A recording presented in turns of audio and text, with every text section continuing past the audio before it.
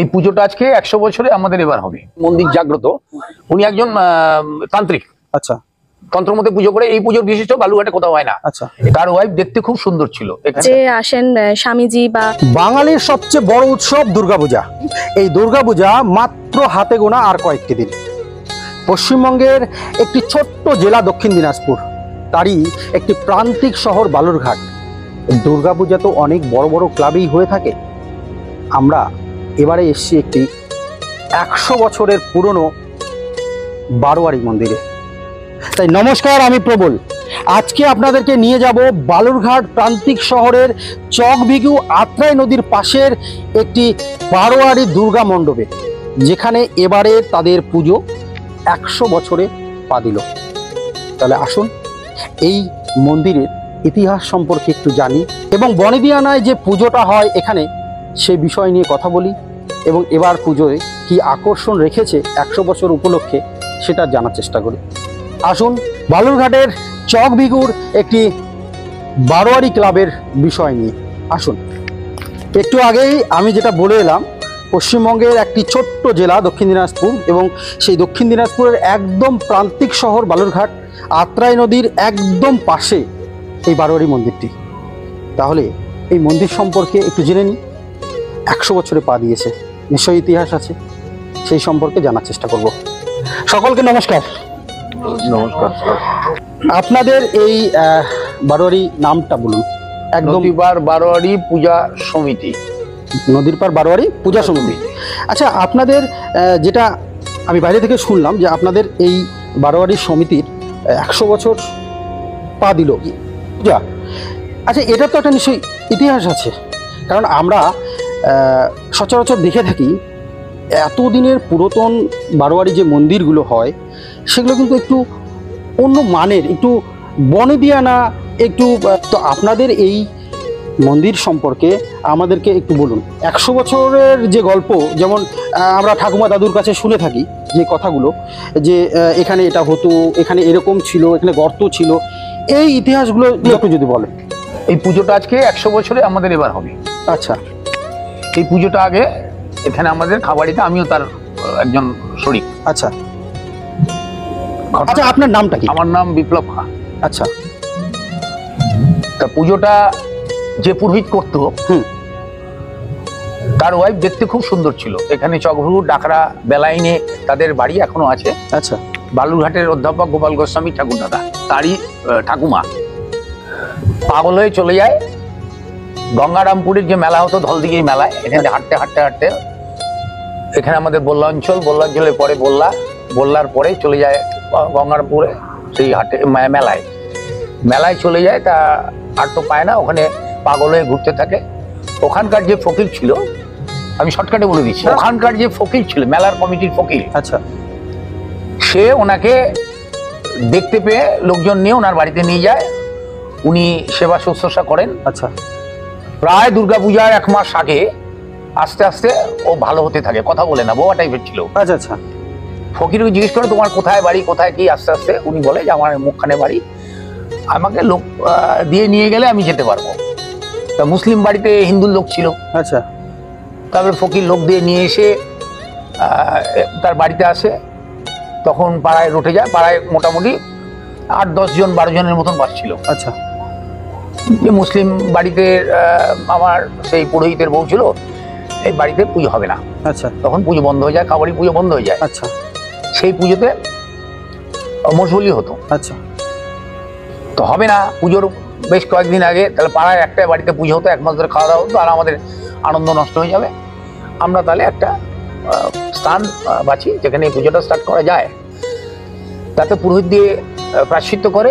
প্রায়শ্চিত্তের প্রথম পুরোহিত আমি যেটা শুনেছি, এখানে তলাপাত্র বাড়ির এক ঠাকুমা ছিলেন, উনি এই পুজোর সাথে দীর্ঘদিন জড়িত ছিলেন। আচ্ছা, ওনারই একজন গুরু শ্রী মোহিনী ভট্টাচার্য, সে বেনারসে থাকতেন, ওনার এখানে এসেছিলেন। আচ্ছা, ওনাকে দিয়ে প্রায়শ্চিত্তের পুজোটা করে 75 টাকা উঠে সেই আমলে, আচ্ছা, মানে 100 বছর আগের কথা বলছি। সেই 75 টাকা দিয়ে পুজোটা হয়। আচ্ছা, পুজোটা প্রথম হয় আমাদের এখানকার বালুরঘাটের একজন বিখ্যাত সাধক, আচ্ছা, আমরা অনেকেই জানি না, রমেশচন্দ্র মজুমদার। আচ্ছা, তার এখানে আশ্রম ছিল, এখন আশ্রমটা নেই। উনি জায়গা দেন ওখানে পুজো করার। ওখানেও প্রায় ধরুন 35-40 বছর ধরে ওখানে পুজো হয়। মাঝখানে এখানকার কিছু ছেলে ইয়াং, আমাদেরই বাবা কাকা বয়সী, তারা অষ্টমীর দিন পুজোটায় যে বলে অঞ্জলি দেব। রমেশ দাদু পুজো করছিলেন, উনি তখনকার ওই ভরে এসে প্রতিষ্ঠাতা, উনি বললেন তোমরা স্নান টান করে আসো, স্নান করো নি, এসে অঞ্জলি দাও। তোরা বলছে স্নান টান করা নেই, আমরা অঞ্জলি দেবো। জোর করে ফুল ছুঁয়ে যখন যায় তখন রমেশ দাদু খুব রাগাক্রান্ত হয়ে যান, এবং সঙ্গে সঙ্গে অর্ডার হয় পুজো বন্ধ করে নদীতে অষ্টমীর দিন এই ঠাকুর বিসর্জন হয়ে যায়। অষ্টমীর দিন বিসর্জন হয়ে যায়। আচ্ছা আচ্ছা। তখন তো পাড়ায় যারা ছিল সজ্জন, তাদের মধ্যে অনেকের ভয় যায় এই ব্যবস্থা হলো কি হবে না হবে। তারপর অষ্টমীর দিন পুজো আবার স্টার্ট করে রমেশ দাদু। আচ্ছা। উনি সাধক ছিলেন, নিয়ম কানুন জানতেন। উনি মাস্টারমশাই ছিলেন হাই স্কুলে, বালুঘাট হাই স্কুল মাস্টারমশাই ছিলেন। আচ্ছা আচ্ছা। খুব ভালো লোক ছিল। পরবর্তীকালে পুজো ওখানে চলতে চলতে চলতে যে কোনো কারণ হোক পুজো ওখান থেকে উঠে আসে এখানে রামযাদব চক্রবর্তী, এই যে এখানে আছে আমার এখানে সুমনতলা পাত্র, এদের যে এই জায়গাটা, এইখানে পুজো স্টার্ট করে ওনার অনুমতি নিয়ে। আচ্ছা। পুজো স্টার্ট করতে এখানেও বেশ অনেক কয়েক বছর ধরে হয়। যখন ওখানকার পুজোটা আমরা অতটা জানি না, এখানে পুজোটা আমরা জানি। আচ্ছা। নদীর ধারে, এটা সদরঘাট আমাদের কিন্তু ছিল, ওপারে সদরঘাট, এই সদরঘাট। ওপারে যে বটতলা, ওটা কিন্তু খাবারির, এইখানে নৌকা পার হতো, ওর জন্যই বটতলা। এবং আমার যে ঠাকুর দাদার বাবা প্রসন্ননাথ কা, ওনারই এটা ঘাট। এখানে এছাড়া কেউ ঘাট পার হতে পারতো। বালুরঘাটের এটাই সদরঘাট ছিল। এখানে যখন ভিড় ছিল না, নদী পারাপার সব হতো। আমরা এখানে লাইট ফাইট দিয়ে বিশাল লোক এসে ভিড় হতো। এখন যেহেতু একটা ব্যাকওয়ার্ড জায়গা, লোকেরা ভিড় সেরকম হয় না, ইদানিং হয়। আচ্ছা। যাই হোক, এখানেও পুজো হতে হতে হতে এদের বাড়িতে টিনের চাল ছিল। টিনের চাল সেই আমলে খুব ভালো করে উলু ঘর দিয়ে ছেয়েছিল। এখন কে বা কাহারা হিংসা করে ওনার বাড়িতে আগুন ধরে যায় রাত্রি 12টার সময়। আচ্ছা আচ্ছা। আমরা তখন খুবই ছোট ছিলাম, এরকম বয়স ছিলাম। আচ্ছা আচ্ছা। তা এর একটা জ্যাঠামশাই, দাদার জটুতলা পত্র মশাই, উনি 19 সালে কাজ করতেন। আচ্ছা। খবর টবর পাড়ার মধ্যে বিয়ে বাদি হলে, শ্রাদ্ধ হলে সব ঘুরে। আচ্ছা। উনি রাত্রিবেলায় যে আমার বাবাকে বললে ওঠো, এর বাড়িতে পুলিশ, সব বাড়ির লোকের সব চলে এসছে, জল দিয়ে আগুন নেবানো। যাক, যে কোনো ঘটনা হয়, ওনারা আমাদের এখানে যারা বয়স্ক ছিল তাদের সম্বন্ধে থানায় কেস করে দেয়, রাগারাগি, এবং বলে দেয় এখানে আর পুজো হবে না। আচ্ছা। এবছরই যে পুজো, আচ্ছা, শ্রাবণ মাস এরকম এই সময় পুজো হবে না। তখন 12টি যারা বয়স্ক ছিলেন এখানে, তারাপদ রায়, হারু মজুমদার, অবনীতলা পাত্র, প্রবোধতলা পাত্র, মন্টু মজুমদার, এখানে আরো সব বয়স্ক এরা মিলে সিদ্ধান্ত নেয় তাহলে পুজো আমরা এখানে করবো। এই বাড়িটা একটা মজার জিনিস, এই যে জায়গাটা এখানে এটা খাবারই সম্পত্তি, ছোটতর। এটা আমাদের পাড়ার অনেকেই জানে না। আচ্ছা। এটা ছোটতর। আচ্ছা আচ্ছা। আমার ঠাকুর দাদার ছোট কাকার এই ভিটে অটোমেটিক এখানে আসে এই পুজোটা। তখন প্রথম ওইখানে জোগাড় টোগাড় করতেন আমাদের ছোট কথা, মানে সেই খাবারের ছোট বউ, দেখতে খুবই সুন্দর ছিলেন এবং ব্যবহারও খুব ভালো ছিল। তার নেতৃত্বে এখানে পুজো শুরু হয়। এই ঘাটের বাঁশ নৌকা যে বা আমাদের ব্রিজগুলো ছিল, ব্রিজের বাঁশটা নিয়ে এসে পাড়ায় যত টিন দিয়ে আমরা সব ঘর করে, বড় ঘর করে পুজোটা হতো। দীর্ঘদিন হতে হতে হতে হতে এখানে সকলের ইয়ে আসলো যে একটা পাকা মন্দির করতে হবে। 1971 সালে এখানে বাঁধ তৈরি হচ্ছিল, ভেঙে যাচ্ছিল বলে আমাদের যারা লোক, তার মধ্যে সমমন্দার, তারপরে হারু মজুমদার, আমার বাবা, এইসব নিয়ে আলোচনা করে পাড়ার লোকদের সাথে যে না, এই বাঁধের ইট দিয়ে আমরা এদের কাছে চাই এই মন্দিরটা করি। সেই ইট নিয়ে সিমেন্ট টিমেন্ট কালেকশন করে আমরা এই মন্দিরটা তখন করলাম। আচ্ছা, এটা এখানে আপনি এতক্ষণ যে ইতিহাসটা শোনাচ্ছেন অনেক দিনের, মানে আমরা তো দূরের কথা, আপনারাও ছোট ছিলেন বলে, তো এইখানে নতুন মন্দির দেখা যাচ্ছে, তাহলে এখানে কতদিন ধরে পুজো হচ্ছে? এখানে এই মন্দির এখানে 100 বছর না, এই মন্দিরের পুজোটা, এই মন্দিরের পুজোটা, এই মন্দিরের পুজো ধরুন 71 থেকে মন্দির করা, কিন্তু আচ্ছা 71 থেকে ধরুন 30-29 বছর, আর এই 25, আচ্ছা প্রায় 50-51-52 বছর ধরে এইখানে পুজোটা হচ্ছে। প্রথম শুরুটা হয়েছিল এই ঘাটের যে বাঁশ দিয়ে সাঁকো বানানো হয়, সেই সাঁকোর বাঁশগুলো কুড়িয়ে বা সকলের কাছ থেকে টিন আমরা যেটা করতাম এইগুলো করে শুরু হয়েছিল, ছাপড়ার মধ্যে পুজো হতো। তারপরে ধীরে ধীরে আস্তে আস্তে এই পুজোটা আমরা এইভাবে কনভার্ট করি। 71 সালের পর থেকে পাকা মন্দিরটা হয়। আচ্ছা আচ্ছা। তো আপনি যেটা বললেন যে শুরুটা যেভাবে হয়েছে, এটা অন্য ধরনের ইতিহাস। তো এই মন্দিরের যে প্রতিমা, এই প্রতিমা যে যিনি বানান, উনি কি মানে শুরু থেকেই বা এটা প্রথম প্রতিমা বানাতো মতি? আচ্ছা, মতি দেবনাথ। কোথাকার তিনি? উনি ছিলেন ভুশিলার, এখানে বঙ্গী যে ভুসলা, আচ্ছা, উনি বানাতেন দীর্ঘদিন। উনি প্রতিমাটা তৈরি করতেন। আচ্ছা, মোটামুটি কত সালের ঘটনা এটা? ধরুন তাও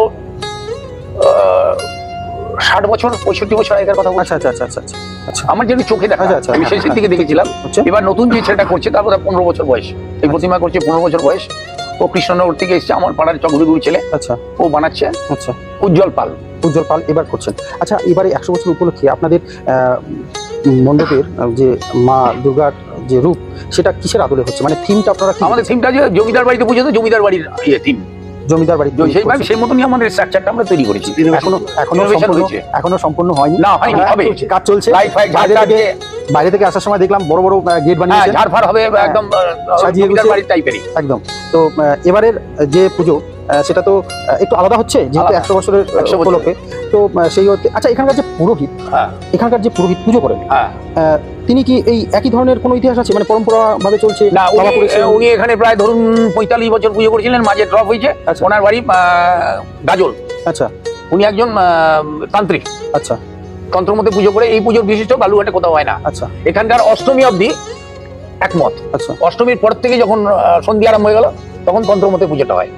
আমাদের বালুরঘাটে, বালুরঘাট, গঙ্গারামপুর, হিলি অনেক বড় বড় ক্লাবের পুজো হয়। তাদের অনেকের অনেক দিন থেকে হচ্ছে, আমরা সেটা সঠিক জানি না। 100 বছর এবার পা দিল এরকম বারোয়ারি হোক বা ক্লাব হোক, এটা আমার খুব একটা জানা নেই।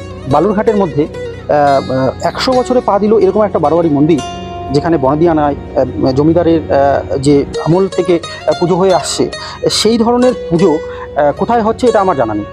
তাই আপনারা ইতিহাসটা কিছুটা যতটা সম্ভব শুনলেন, জানালাম আমরা। আচ্ছা, আপনি কোন পদে আছেন? আমি মন্দির কমিটির প্রেসিডেন্ট। আচ্ছা আচ্ছা, আমি এবার একটু কাকিমাদের ওদিকে গিয়ে কথা বলার চেষ্টা করবো। এখানে অনেকেই বয়োজ্যেষ্ঠ আছেন, সকলের সঙ্গে আমরা এতক্ষণ কথা বললাম, ইতিহাস সম্পর্কে জানার চেষ্টা করলাম। এখন এই ধরনেরই এক কাকিমা, না এটা ঠাকুমার সঙ্গে কথা বলবো। উনি এই পুজো কতদিন ধরে দেখে আসছেন এবং এই পুজো সম্পর্কে একটু নতুন কিছু আমাদেরকে শোনাবেন। ঠাকুমা নমস্কার, আপনি এখানে কতদিন ধরে এই পুজো করে আসছেন বা দেখে আসছেন?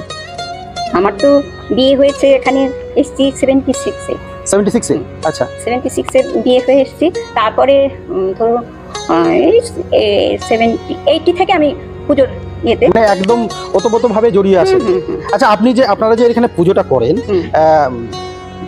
বারবারই কথাটা উঠে আসছে বনেদিয়ানার ব্যাপার, তাহলে একটা তো স্পেশাল কিছু থাকে। যেমন কিছু কিছু জিনিস আমরা শুনি না, যে 1 সপ্তাহ বা পুজোর একদম মহালয়া থেকে দশমী পর্যন্ত নিরামিষ চলবে সবার, এরকম কিছু কি সে ধরনের এখানে হয় না। আচ্ছা, নবরাত্রি যেটা, হ্যাঁ, নবরাত্রির এখানে হয় না। আচ্ছা, এখানে তান্ত্রিক মতে পুজো হয় তো। আচ্ছা, আর আমার রমেশ মজুমদার, উনি আমার খুড়ো শ্বশুর ছিলেন। আচ্ছা, তা উনি তো এখানে পুজো করতেন।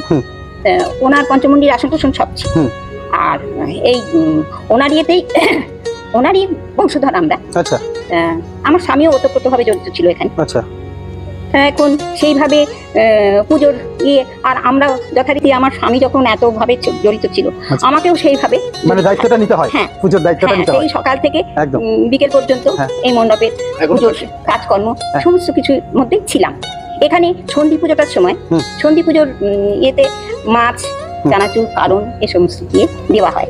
মানে প্রসাদটা মাছ, হ্যাঁ, চানাচুর, কারণ, মুড়ি, যেটা তন্ত্রমতে হয়ে থাকে। আচ্ছা, তন্ত্রমতেই সন্ধি পুজোটা হয়। আচ্ছা, সেইভাবেই হয়। নমস্কার, আপনি কতদিন ধরে এই পুজোর সঙ্গে জড়িত আছেন এবং আপনার এই পুজোতে একটু স্পেশাল কি থাকে? মানে আমার বাবার বাড়িও এই পাড়াতে, আচ্ছা, আর শ্বশুর বাড়িও এখানে। আচ্ছা, কাজে আমি ছোট থেকেই পুজোর কাজ করি বা পুজোর জোগাড়। তাহলে আনন্দটা ডবল আপনার। হ্যাঁ, একদমই। আর পুজোর মোটামুটি আগে তো কাকিমারা সবাই থাকতো, এখন ওনাদের বয়স হয়েছে, ওনারা অত পারেন না। সবাইকে নিয়ে আমি করি, মানে আমি পরিচালনা করি, সবাই করে, এইভাবে হয়। এখানকার ওই তো বৈশিষ্ট্য হচ্ছে তন্ত্রমতে পুজো হয়। মানে মাছের থেকে শুরু করে অষ্টমীতেও দেওয়া হয়, নবমীতেও, দশমীতেও মাছ দেওয়া হয়। দশমীতেও যে ওই যে পান্তা প্রসাদ থাকে, তার সঙ্গে রাইখুর মাছ থাকে, দিতেই হবে ওটা। এখানে এখানকার বৈশিষ্ট্য তন্ত্রমতে পুজো হয়, সেহেতু আমাদের হিন্দু ধর্মের কিছু বিষয় আছে। যেমন অনেক সময় কালী পুজোতেও আমরা এটা শুনে থাকি যে তন্ত্রমতে কালী পুজো হলে মাংস, এই বিষয়গুলো, বল মাছ, এই জিনিসগুলো থাকে। তো যেহেতু এটা পরম্পরা চলে এসছে অনেক দিন ধরে, এটা আজকে 100 বছরে যেহেতু পা দিয়েছে, সেই জন্য সেই রীতি রেওয়াজগুলো পরম্পরাভাবে চলছে। এখন বোয়াল মাছটা এখনো হয়, ওই সিস্টেমেই চলে। এখানকার পূজার আড়ম্বর বেশি না হলেও কিন্তু পূজার মানে পুজোতে যেটা হয় সেটা নিষ্ঠাভাবে পূজা হয় এবং খুব ভালোভাবে পুজোটা হয়। আপনি এখানে পুজোর সঙ্গে, আপনার বাড়ি কি কাছে? আমার বাড়ি একদম পাশেই। আচ্ছা, আপনার নামটা কি? আমার নাম সুমন তলাপাত্র। আপনি ছোটবেলা থেকে এই পুজোটা দেখে আসছেন। আচ্ছা, এখন আপনি এই ক্লাবে কি কোনো দায়িত্বে আছেন? না, আমি এখন ইয়েতে আছি, অ্যাসিস্ট্যান্ট সেক্রেটারি, মন্দিরের কমিটি মন্দিরের উন্নয়ন কল্পের অ্যাসিস্ট্যান্ট সেক্রেটারি হিসেবে আছেন। আচ্ছা, এই পুজো ছোটবেলা থেকে দেখে আসছেন, এবারে 100 বছর উপলক্ষে আপনি চমক কি রেখেছেন? এবারে 100 বছর বলতে ধরেন আগে আমাদের কিছু বাবাদের কাছ থেকে শুনেছি, আগে পুজোটা মানে কি হতো, নিজেরা সব করতো, মানে ধরেন বাঁশ কারো বাড়ি থেকে এনে টিন এনে। এখন কি হয়েছে, এখন ধরেন অ্যাকচুয়ালি বলতে গেলে কাজকর্মের লোক অনেক কমে গেছে, এখন লোক সবসময় পাওয়া যায় না, সবাই কর্মব্যস্ত। এখন জনসংখ্যা হিসাব মতন সবার বাড়িতে নিউক্লিয়ার ফ্যামিলি হয়ে যাওয়াতে ধরেন কারো বাড়িতে একজন দুজন, তাতে কি হচ্ছে, যাতে আমরা বাড়তি লোক মানে পাইও না, আর আমাদের নিজেদেরও ধরেন সম্ভব হয় না সবসময় ধরেন এই যে কোটি পোতা এগুলোতে কি হচ্ছে, এগুলো আমরা এখন ডেকোরেটরের উপর সমাপন্ন হয়েছে।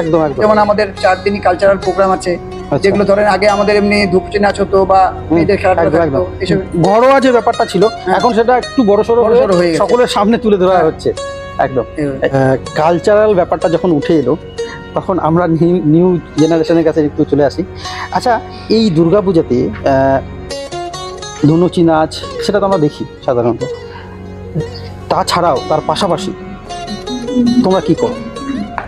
নানান রকমের কালচারাল প্রোগ্রাম থাকে, যেমন উদ্বোধন থেকে শুরু হয়, যে আসেন স্বামীজি বা যিনি আসেন, সেটা ছাড়াও নানান রকমের নাচের প্রোগ্রাম, গানের প্রোগ্রাম, গোল হয়ে বসে সকলে মিলে একটা সুন্দর প্রতিযোগিতামূলক অনুষ্ঠান করা, সেই ধরনের অনুষ্ঠান এখনো চলে নাকি একটু নতুনত্বর ছোঁয়া এর মধ্যে? সব রকমই থাকে। বনেদি আনাও যেমন থাকে, যে পুরনো মানুষজনকে নিয়ে বা আমাদের সিনিয়র মানুষজনকে নিয়ে তারা যেটাতে পারদর্শী সেটাতে যেমন কম্পিটিশন চলে, সেটা ছাড়াও নতুন প্রজন্মের নাচের কম্পিটিশন বা গানের কম্পিটিশন সব রকমেরই চলে। আমরা সব রকম প্রজন্মকে নিয়ে তাল মিলিয়ে চলার চেষ্টা করি। একদম। আচ্ছা, ঠাকুর দেখতে যাও নাকি এখানে সময়টা কেটে যায়? দুটোই হয়, মানে একটা যেহেতু এটা ক্লাব নয়, একটা পাড়ার সবার পুজো, এটা সবাই এখানটায় ইনভলভ থাকে, সবাই সারাদিন ইনভলভ থাকে, খাওয়া দাওয়া বলুন, প্রসাদ খাওয়া সবকিছুই এখানটাতেই হয়, বাড়িতে সেদিন কারোর কিছুই হয় না, সুতরাং সবাই এখানটাতেই সারাদিনই এখানটাতে। বেশ, তোমার নামটা কি? আমার নাম সম্রাজ্ঞী মজুমদার। বেশ, খুব ভালো বললে। তোমার নাম কি? নাম সোহিনী। আচ্ছা, এখানে পুজো দেখতে ভালো লাগে নাকি বাইরে ঘুরতে যেতে ভালো লাগে? এখানেই থাকো সবাই মিলে? হ্যাঁ। নমস্কার। আপনি এই মন্দিরের কোন দায়িত্বে আছেন? আমি এই মন্দিরের জেনারেল সেক্রেটারি, সাধারণ সম্পাদক। আচ্ছা, আপনার নামটা? আমার নাম বিশ্বজিৎ পাল। আচ্ছা, আপনার এই দায়িত্ব আপনি কতদিন ধরে সামলাচ্ছেন?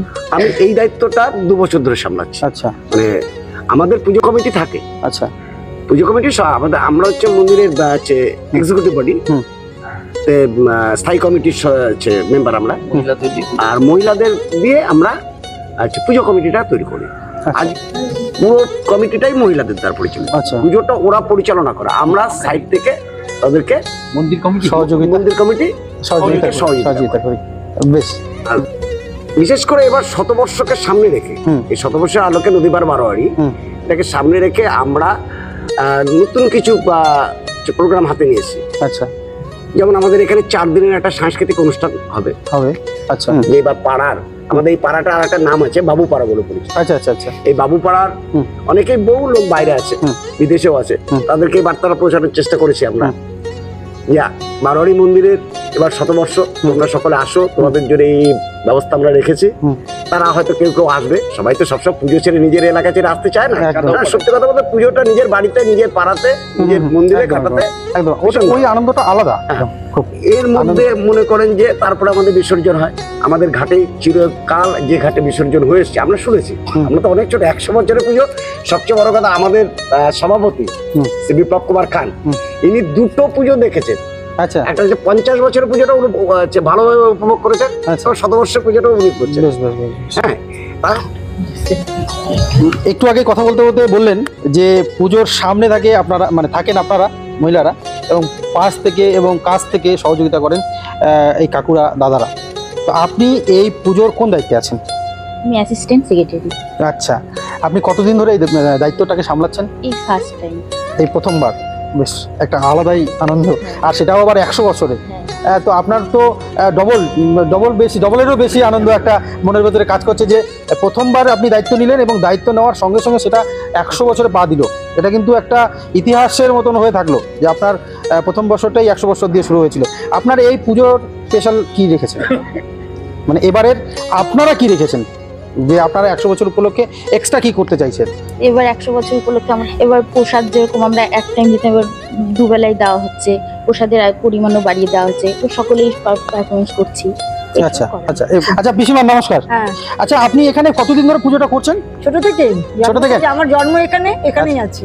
আচ্ছা আপনি যেহেতু এখানে কাকুরা বললেন যে মহিলারা এবারে মানে পুজোটাই সামলান মহিলারা, তাহলে আপনি তো এখানে বয়োজ্যেষ্ঠ দেখতে পাচ্ছি, আপনি এখানে কোন দায়িত্বটা বেশি করে পালন করেন? না, আমি কোনো দায়িত্বই পালন করি না অ্যাকচুয়ালি। আচ্ছা, কারণ যারা করে আমি এখানে প্রেজেন্ট থাকি হয়তো, কিন্তু আমি কোনো দায়িত্ব নেই। মানে আপনি সরাসরি না করে এখানে দাঁড়িয়ে থেকে দেখেন যে সব ঠিকঠাক আছে কিনা।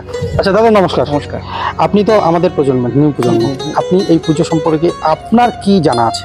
আচ্ছা, আমি ব্রন অ্যান্ড ব্রট আপ এখানে, মানে আমার জন্ম এখানেই, আমার বেড়ে ওঠা এবং সম্পূর্ণটা এখানে। আচ্ছা আপনার নামটা বলুন আগে। আচ্ছা, আমি এখানকার সদস্য। আচ্ছা, আমার নাম অভিক ব্যানার্জি। আচ্ছা আচ্ছা, যেটা আমার ক্ষুদ্র অভিজ্ঞতা থেকে বলছি, আমি মন্দিরে আগে এতটা ওতপ্রোতভাবে ছিলাম না। আসতাম ছোটতে, পুজো দিতাম, মামা মামার সঙ্গে আসতাম, অঞ্জলি দিতাম, মায়ের স্পর্শ করতাম চরণ। কিন্তু এইবার আমার একটা অভিজ্ঞতা হলো যে আমরা যখন মহালয়ার পরে তো পিতৃপক্ষের অবসান হয়ে মাতৃপক্ষের শুরু হয়, তো মানে আমরা দেবীকে পুজো করি। মহামায়া দেবী হচ্ছে মহামায়ার অংশ সম্ভূতা। সব ঠাকুরেরই মহিমা আছে, কিন্তু আমি ব্যক্তিগতভাবে মায়ের কয়েকটা মহিমা পেয়েছি, যেটাকে আমরা ধর্মীয় অর্থাৎ রিচুয়াল পরিভাষা যেটাকে বলি ভাবের বেজে। এই মায়ের কাছে যদি কেউ সত্যি ভাবে কেউ চায়, কোনো প্রার্থনা করে এবং সেটা যদি সে হলিস্টিক্যালি করে, তাহলে কিন্তু সে সেটা পাবে। খুব ভালো, খুব ভালো, ধন্যবাদ দাদা। যেটা বললো সেটা আমি বলি, এটা সত্য ঘটনা। আমার দীর্ঘদিন এইখানে দেখা সদস্য অভিক ব্যানার্জি যে কথাটা বললেন যে এই মন্দির জাগ্রত, আমার নিজের ইয়েতে দেখা সত্যিকারের ঘটনা। মেয়েটার বয়স 12 থেকে 14 বছর বয়স হবে, পেটে খুব ব্যথা হতো, ভীষণ ব্যথা, অনেক ডাক্তার দেখেছে, এবং ওর বাবা এই মন্দিরে আমাদের বিভিন্ন জায়গায় মান্থলি টাকা তুলে বেড়াতো, রাজেন দাস নাম। আমাকে বললো যে আমি অনেক চেষ্টা করছি, কিছুই হচ্ছে না। তা আমি বিশ্বাস করে দেখি কি হয়। বললাম তোর মেয়ে এখানে স্নান করবে সদরঘাটে, স্নান করে এসে এদিক থেকে একবার গড়ান দেবে, এদিক থেকে একবার গড়ান দেবে, দেখবি তোর মেয়ের পেটের ব্যথা সেরে যাবে। একটা অদ্ভুত ব্যাপার, সত্যিই সেরে যায়। আচ্ছা, সত্যিই সেরে যায়, একদম চমকপ্রদ ব্যাপার। আচ্ছা, আর এই মন্দিরের যে ফল দিত, একজন 4 দিনের ফল দিত, তার ওয়াইফের ইয়ে হয় না, ছেলে পেলে কিছুতেই হয় না। ও কোন সময় মায়ের কাছে আবদার করেছিল যে আমার একটা সন্তান দাও, তো এরকম ফল নিয়ে এসছে এখানে এই সুমন তলাপত্র ঠাকুমা এটা দেখভাল করতো। তা সন্ধ্যাবেলায় ষষ্ঠী যেটা হয়েছে উনি বসে আছেন, ও ফলের ডালি নিয়ে এসছে, এসে তো প্রতিবার পয়সা নেই, আমরা বসে আছি কর্তৃপক্ষ সব, আর পয়সা বলো না, আমি পয়সা নেবো না, কারণ বলো মার কাছে আমি এই মন্দিরে অনেকদিন দিয়ে ফল দিয়ে আবদার করেছিলাম, আমার একটা পুত্র সন্তান দাও। এখানেই বাড়ি, আপনার নদীবার গার্লসের যে স্কুলটা আছে তার অপোজিটে বাড়ি, এখন ওর বউ আছে, বয়স হয়ে গেছে, একটা ছেলে হয়েছে, যার জন্য আমি এই ফলের দাম আর নেবো না। আচ্ছা, একবার আমার সিনিয়র লোক সুরেশ্বর মন্দির ডাক্তার হারু কাকু আমরা বলি, অষ্টমীর সন্ধি রাত্রি 12টার সময় এখানে সদরঘাট ছিল, তখন ব্রিজ ছিল না। উনি কি করে সদরঘাটে গেছেন, সদরঘাটে পার হচ্ছিলেন, পার হতে যে একটা কাজ করে ফিরছিলেন, উনি মাঝিতে পয়সা দেবেন, একটা লোক দাঁড়িয়ে ছিল, বলে পয়সা দিতে হবে না। যে ভদ্রলোক ওখানে ছিল সে বলছে এটা আমার ব্যাপার আছে, আপনি পয়সা দেবেন না। এখানে এসে গল্প করলো, গল্প করবার পর আমাদের সন্ধি পুজো ছিল, আমিও ওটাকে ওয়াচ করতে গেছিলাম যে ব্যাপারটা কি। তা আমি ওপার হয়ে এপারে হলাম, পয়সা দিতে নিলাম, তখন মাঝি বললো পয়সা দিতে হবে না, উনি বললেন পয়সা দেবো, আমি দেবো। কারণটা কি? কারণটা বললো যে উনি হচ্ছে গুরুদাস রায়চৌধুরী, এখানে হাটখোলা আছে, শনিবার হাটখোলা, ওর সাথেই ওনার বাড়ি, উনি রেশনের একজন বড় নাম করা ডিলার। তা ওনার ওয়াইফ মানে ওই ভদ্রলোকের শাশুড়ি বলছে উনি শয্যাশায়ী ছিলেন, আমরা অনেক মানত করেছি, অনেক কিছু করেছি, অনেক ডাক্তার দেখেছি, কলকাতা সব ফেল, শাশুড়ি কিছুতেই বিছানার থেকে উঠতে পারতো না। তা আমরা এরকম ভিড় হতো, এখানে সব দাঁড়িয়েছিল, দাঁড়িয়ে এসে উনি এরকম বললেন আমার শাশুড়িকে যদি ভালো করে দাও তাহলে আমি তোমাকে এই জিনিস দেবো। তারপর উনি স্বপ্ন দেখায়, স্বপ্নটা হচ্ছে তুই পরের বছর এই সন্ধির যে পাবে সেই সময় তুই ঘাটের যত লোক পারাপার হবে সেই লোকের পয়সাগুলো দিবি। আচ্ছা উনি 10 পয়সা করে ওই প্রত্যেক ইয়েতে দিচ্ছিলেন প্রত্যেকের হয়ে ঘাটে। এইটা একটা গেল, আমি শুনলাম। আমরা সব বসে আছি সপ্তমী দিন সন্ধ্যাবেলা এখানে টেন্টের মধ্যে সব বয়স্ক লোক টোক মিলে। একদল মহিলা এই রাত্রে কলোনির সব নতুন বস্তিতে, আমি 2-4-5 জনকে চিনি, দেখি এরকম টোপলা করে নিয়ে এসছে। পুজোটা শুরু হয়নি, আমার যিনি এই যে আসবেন গাজল থেকে পুজো করতে, উনি আসেনি তখন। আমি বললাম তোরা কোথা থেকে এসছো? বলে যাত্রী কলোনিতে। কি ব্যাপার? বলে একটা মানুষ ছিল। আচ্ছা কি মানুষ সেটা জিজ্ঞেস করিনি। তো পুজো দিলাম, বড় বড় সব প্যারা, 125টা প্যারা। তো পুজো হয়ে যাওয়ার পরে আমাদের যখন প্যারাগুলো দিল আমরা সব নিলাম। তাহলে ব্যাপারটা কি? বলে ব্যাপারটা হচ্ছে এই যে এই ছেলেটা বিছানাতে উঠতে পারতো না। আচ্ছা আমরা এই মায়ের মন্দির বালুঘাটে প্রচুর জায়গায় দেখেছি, ডাক্তার খরচ করেছি, আমার ছেলে কোনোদিন উঠতে পারতো না, চলতে পারতো না। এই দেখুন ছেলেটার কি অবস্থা, চোখের সামনে দেখলাম। তো আমার এই মন্দিরে আমি গুণগান করছি না, এটা প্রত্যক্ষভাবে দেখলাম এবং শুনলাম। এবার বালুঘাট হাই স্কুলের উল্টো দিকে এক ভদ্রলোক, ফিশারি ডিপার্টমেন্টে, ওর ফিশারি ডিপার্টমেন্ট এখনো বাড়ি আছে, ওর নতুন বাড়ি হয়েছে, উনি বড়বাবু ছিলেন। তো ওনার ওয়াইফ এখানে আমাদের আরতি হতো, ভিড় করে সব ধারে ঘাটে এসে উনি দেখতো। ওনার হাজব্যান্ড যিনি এসেছিলেন, যে বড়বাবু ছিলেন, চোখে চশমা পাওয়ার নিয়েও দেখতে পারতেন না। উনি এই মায়ের কাছে আবদার করেছিলেন যে আমার ইয়েকে, স্বামীকে যদি তুমি চোখ ভালো করে দাও, অপারেশন হয়েছে, তাহলে আমি তোমাকে আমার ইয়েতে সপ্তমী সন্ধ্যাবেলায় ফল টল দিয়ে আমি পুজো দেবো। তা আমরা সব ধুপুতি নৃত্য করছি, ভদ্রলোক ভিড়ের মধ্যে দাঁড়িয়ে আছে, আর ওনার ওয়াইফের হাতে ব্যাগ। আমি দেখতে পেলাম, আমিও নাচতাম। কি ব্যাপার? বলো এই ঘটনা। তো আমি ওর ঠাকুমা এখানে বসেছিল, ঠাকুমাকে বললাম এরকম উনি ফলমূল দিয়ে পুজো দেবেন, এই ব্যাপার। বল ঠিক আছে, ফল টল দিয়ে পুজো টুজো দিল। তো উনিও বললেন যে এই মানত করেছিলাম, মানতের এই আমার ওই হাজব্যান্ড যিনি বললেন, আমি চিনতাম ভদ্রলোককে, আমি স্কুলে পড়তাম তো, সামনে ছিল। বলো আমি এখন চোখ অপারেশন করাবো, দেখতে হতো, এখন সব দেখতে পাই। আচ্ছা দেখতে পাই। যে সত্যিকার ভাই যে কথাটা বললো অভি, এটা সত্যি কথা। এখানে কেউ যদি সঠিক মতন চায় তাহলে তার চোখ ভালো হয়ে যায়। মানে মায়ের কাছে ভক্তি ভরে যদি কেউ প্রার্থনা করে, হ্যাঁ, কোনো মানত করে, তাহলে মা সেই অনেক দিন ধরে এই প্রমাণ স্বরূপ জিনিসগুলো আপনারা দেখে আসেন, পূরণ করেন। এখানকার ঘটনা হচ্ছে, আমাদের এখানে তো সপ্তমীর দিন নবপত্রিকা স্নান হয়। তা এবার ষষ্ঠীর দিন রাত্রি 10টার সময় আমাদের পুরোহিত বলছে যে আরে তোমাদের এখানে আখ তো আনা হয়নি। তা আমাদের কাকু আমাদের আরেক সদস্যকে বলছে আরে রাত্রি 10টা বাজে, এখন তো আখ পাবি কোথায়? তখন মোটরসাইকেল নিয়ে বড় বাজারে গেছে। বড় বাজারে গিয়ে যেখানে আখ বিক্রি হয় সেখানে গিয়ে দেখে আখের দোকান সব বন্ধ। তখন ওর তো মাথা খারাপ হয়ে গেছে, এখন কি করবো, এত রাত্রে আমার তো কালকে ভোরবেলা লাগবেই নবপত্রিকা স্নানে। তখন ওকে একজন বলছে তুমি একটা কাজ করতে পারো, তুমি রায়নগরে যাও, রায়নগরে ওরা অনেকে আখের বিক্রি করে, রস বিক্রি করে, ওখানে তুমি পেতে পারো। তো বলছে এত রাত্রে আমি রায়নগর যাবো, তখন 10:30 বেজে গেছে, মানে ওখানে 8 ঘন্টা খোঁজার পর আখ পায়নি। তারপরে ও যখন বাস স্ট্যান্ডে গেছে, একটা বাচ্চা ছেলে ওকে ডাকছে, ও কাকু কাকু শোনো, বলে কি তুমি আমার কাছে একটা আখ নিবা? একটাই আখ নিয়েও দাঁড়িয়ে আসছে ছেলেটা। তখন বলছে হ্যাঁ রে আমার তো আখই দরকার। বলে তোর এটার দাম কত? বলে তুমি আমাকে 10 টাকা দাও। তখন ও আমার আনন্দ করে বলছে আমি অর্ধেক যেতে না, তুই 20 টাকা নেই। তা ও এসে বলছে যে আমার হাত পা ঠান্ডা হয়ে গেল, ও একটা আখ নিয়ে দাঁড়িয়ে আছে, আর ও আমাকে ডেকে বলছে ও কাকু কাকু একটা আখ নিবা। তা এ বলছি এই মন্দিরের ঠাকুর একেবারে মানে কি বলবো, সাক্ষাৎ একেবারে মানে। এবং এটা বিগত 5 বছর আগে গল্পটা বলছি আপনাকে, এটা বেশি দিনের না, এটা একদম মানে সত্যি। কাকু নমস্কার। কাকু নামটা কি? স্বপন দাস। আচ্ছা, আমি এখানে অনেক ইতিহাস শুনলাম, আপনিও আমার সঙ্গে সঙ্গে শুনলেন, হয়তো আপনার কাছে 2-3 বার একটা জিনিসই আপনি শুনতে পেলেন। তো এখানে আপনি কত বছর ধরে এই পুজোটাকে এই তান্ত্রিক মতে যেভাবে হচ্ছে সেটাকে দেখে আসছেন? তান্ত্রিক মতে আমি বলতে পারবো না, তবে পুজোতে আসতাম। আচ্ছা, এই রিসেন্ট বছর 5-6 হলো এই পুজো মণ্ডপে যুক্ত হয়েছে। আচ্ছা, আপনার বাড়িটা কোথায়? বাড়িটা এই পাড়াতেই একটু ভেতরে। আচ্ছা, তো এবারে 100 বছরের এই পুজো দেখার জন্য সকলকে আপনাদের এই নদীর পাড় বারোয়ারি মন্দির পূজা সমিতির পক্ষ থেকে আমন্ত্রণ জানান, সকলে মিলে এই মন্দিরের পক্ষ থেকে।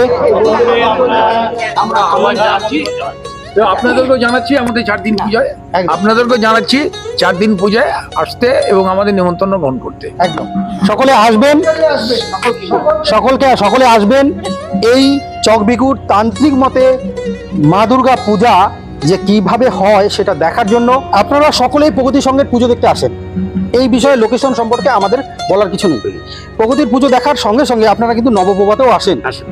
ঠিক নবপ্রভাতের যে রাস্তাটা, ওই রাস্তাটা দিয়ে কিছুটা আগালেই আপনারা এই পুজোর প্যান্ডেলটা দেখতে পাবেন, এবং সেই প্যান্ডেল দেখলেই আপনারা আস্তে আস্তে ধীরে ধীরে এই মন্দিরে আসতে পারেন, দেখতে পারেন তান্ত্রিক মতে 100 বছরের পুরনো দুর্গা পূজার প্রস্তুতি এবং পরিবেশনা। তাই সকলকে এই মন্দিরের পক্ষ থেকে আমন্ত্রণ, সকলে আসবেন। দুর্গা জয় মা দুর্গা, জয় মা দুর্গা, জয় মা দুর্গা, জয় মা দুর্গা, জয় মা দুর্গা। নদীপার বারোয়ারি মন্দির পূজা সমিতি হিপ হিপ, নদীপার বারোয়ারি মন্দির পূজা সমিতি হিপ হিপ, নদীপার বারোয়ারি মন্দির পূজা সমিতি হিপ হিপ।